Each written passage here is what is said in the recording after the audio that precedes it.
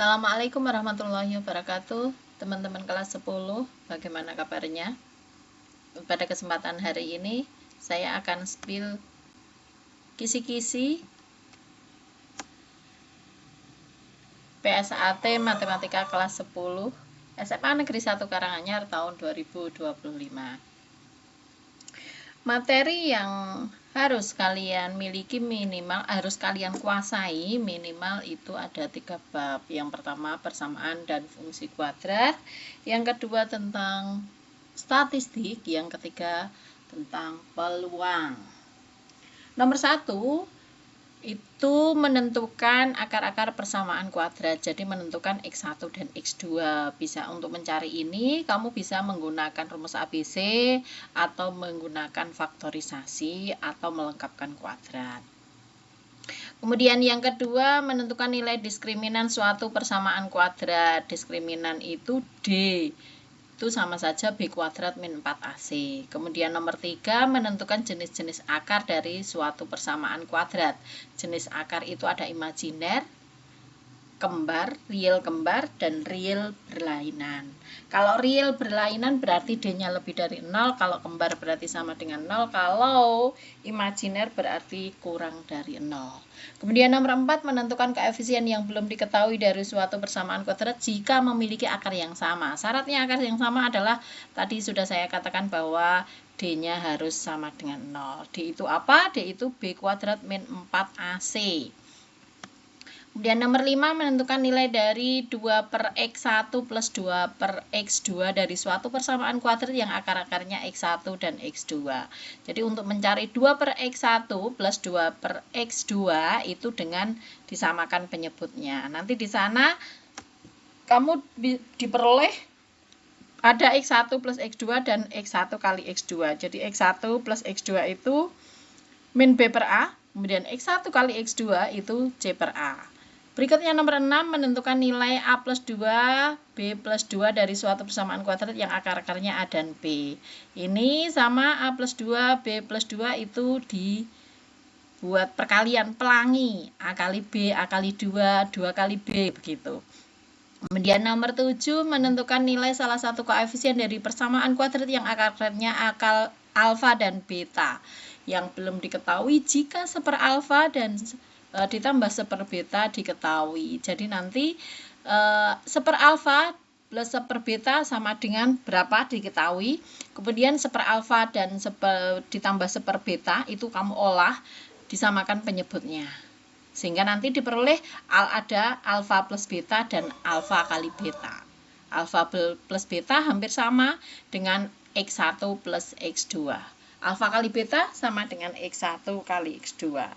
Artinya bahwa alfa plus beta itu min B per A dan alfa kali beta itu C per A.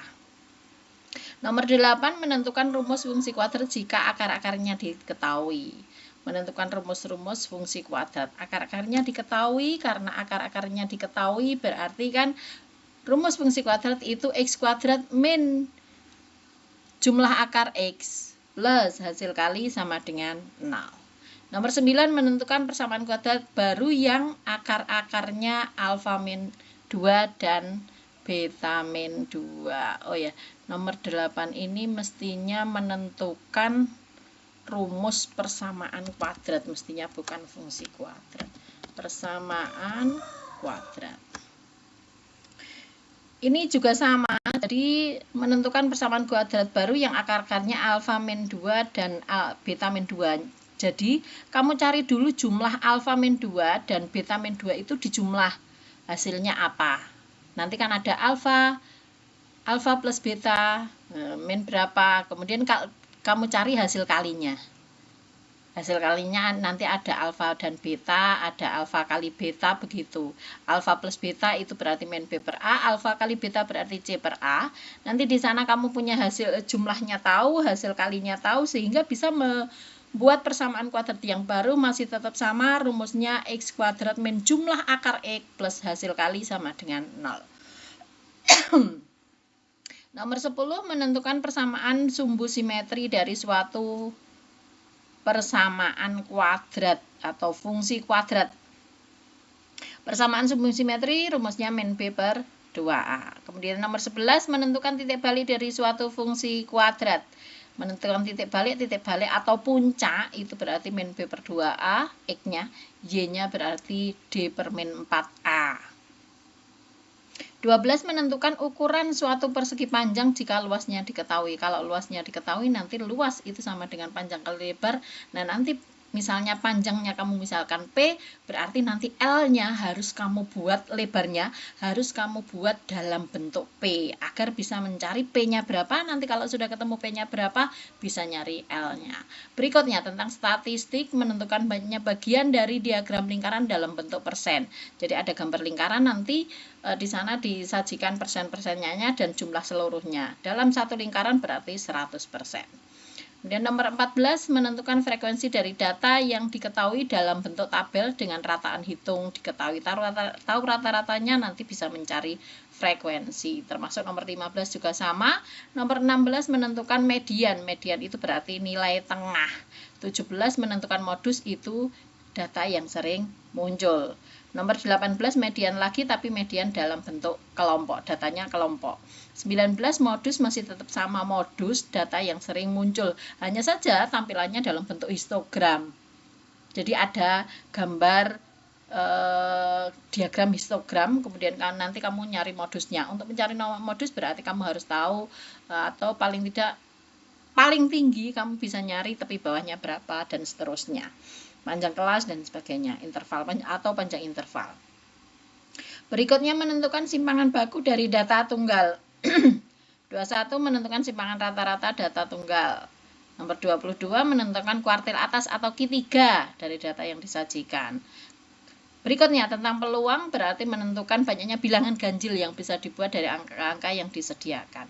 Bilangan ganjil itu khasnya apa? Khasnya adalah di tempat satuan. Misalnya 3 digit berarti satuan, yang paling satuan berarti paling kanan, itu nanti kuncinya di situ. Kemudian nomor 24, menentukan banyaknya cara yang bisa dibuat dari komposisi yang diberikan. 25, menentukan banyaknya cara yang bisa dibuat dari komposisi yang diberikan. Misalnya saya punya bajunya 5, kemudian celana panjangnya 7, itu saya bisa membuat berapa model dari itu gitu. Kemudian nomor 26, menentukan banyaknya ruang sampel pelemparan sebuah dadu dan mata uang, logam. Kemudian nomor 27, menentukan peluang pelemparan 2 buah dadu. 28, menentukan peluang terambilnya bola dalam 2 buah kotak. 29, menentukan terambilnya bola tanpa pengembalian dalam sebuah kotak. Jadi kalau tanpa pengembalian, jadi saya ngambil, tidak saya kembalikan, saya ngambil lagi. Peluangnya jadi berapa? Jadi peluang yang pertama bagaimana, peluang yang kedua bagaimana, tanpa dikembalikan pada saat mengambil yang pertama. Nomor 30, menentukan banyaknya suatu bagian dalam diagram Venn yang disajikan dalam masalah kontekstual. Jadi ini soal cerita, yang bisa dari soal cerita itu kamu bisa nggambar diagram Venn-nya, sehingga nanti akan ada pertanyaan dari bagian diagram Venn tersebut. Kemudian menentukan koefisien suatu persamaan kuadrat jika akar-akarnya tidak real. 31 berarti ini urean. Kalau urean syaratnya akarnya tidak real, berarti D-nya kurang dari 0. D itu B kuadrat min 4AC kurang dari 0. Nah, dari situ kamu jalankan. Kamu tahu dari persamaan kuadrat yang diberikan, berarti kamu tahu A-nya bagaimana, B-nya bagaimana, C-nya bagaimana, kemudian kamu susun sehingga D atau B kuadrat min 4AC itu kurang dari 0. Nanti kamu jalankan di situ. Kemudian nomor 32, menentukan rumus fungsi kuadrat yang disajikan dalam bentuk gambar grafik yang melalui suatu titik dan titik puncak. Jadi kalau ada grafik, kamu punya satu titik dan titik puncak, berarti kamu punya X1, Y1 dan puncaknya misalnya P, Q, berarti rumusnya berarti kan Y sama dengan A kurung buka X1 min P kurung tutup kuadrat plus Q. Itu awalnya untuk mencari A. Kalau sudah ketemu A berarti kembalikan X dan Y, tetap X dan Y gitu ya. Kemudian nomor 33, menentukan modus dari data kelompok, modus data yang sering muncul data kelompok. Nanti silakan browsing atau cari di buku-buku bagaimana menentukan modus dari data kelompok. Kemudian nomor 34, menentukan rataan hitung, nilai rata-rata dari diagram histogram. Jadi ada data histogram. Nanti yang kamu lakukan pertama kali adalah kamu membuat tabel dulu. Kalau sudah tahu tabel berarti kamu bisa ngitung rataan hitung. Rataan hitung itu F-nya tahu. Kalau sudah kamu menentukan nilai tengahnya, nilai tengah dari histogram itu bagaimana. Kalau sudah berarti dari tiap tabel, dari tiap kelas itu XI kali F kamu kalikan, kemudian kamu jumlah, kamu bagi dengan F-nya, seluruh F-nya. Nanti ketemu rataan hitung atau nilai rata-rata. Kemudian 35 menentukan peluang yang bisa dibuat dari angka-angka yang disediakan. Jadi disediakan angka misalnya 1, 2, 3, 4, 5, kamu disuruh nyusun 3 digit. Nah, misalnya begitu. Begitu sekilas tentang kisi-kisi materi PSAT Matematika kelas 10. Semangat belajarnya, terima kasih.